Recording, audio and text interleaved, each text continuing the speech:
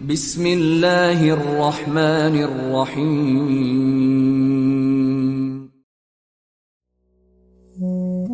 ایک علاقے میں ایک بابا جی کا انتقال ہو گیا۔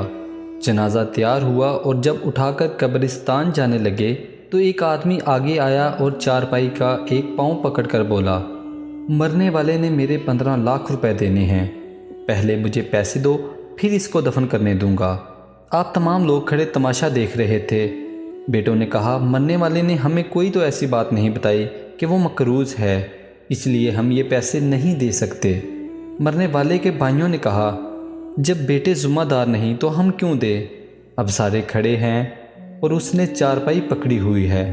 جب بات گھر کی عورتوں تک جا پہنچی، مرنے والے کی اکلوتی بیٹی نے جب یہ بات سنی تو فوراً اپنا سارا زیور اتارا اور اپنی ساری نقد رقم جمع کر کے اس آدمی کے لیے بھجوا دی اور کہا، اللہ کے لیے یہ رقم اور زیور بیچ کر اس کی رقم رکھو اور میرے ابو کا جنازہ نہ روکو، میں مرنے سے پہلے سارا قرضہ اتار دوں گی، باقی رقم کا جلد بندوبست کروں گی۔ اب وہ شخص کھڑا ہوا اور سارے مجمع کو مخاطب کر کے بولا، اصل بات یہ ہے کہ میں نے مرنے والے سے 15 لاکھ روپے لینے نہیں بلکہ اس کے 15 لاکھ روپے دینے ہیں۔ اس کے کسی وارث کو میں نہیں جانتا تھا تو میں نے یہ کھیل کھیلا، اب مجھے پتہ چل چکا ہے کہ اس کی وارث ایک بیٹی ہے اور اس کا کوئی بیٹا اور کوئی بھائی نہیں۔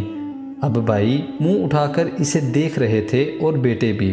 محترم دوستو، جن کی بیٹیاں ہیں وہ بہت خوش نصیب ہیں، لہٰذا بیٹی کی پیدائش پر خوش ہونا چاہیے۔ بیٹیوں کی شریعت میں بہت بڑی فضیلت بیان کی گئی ہے۔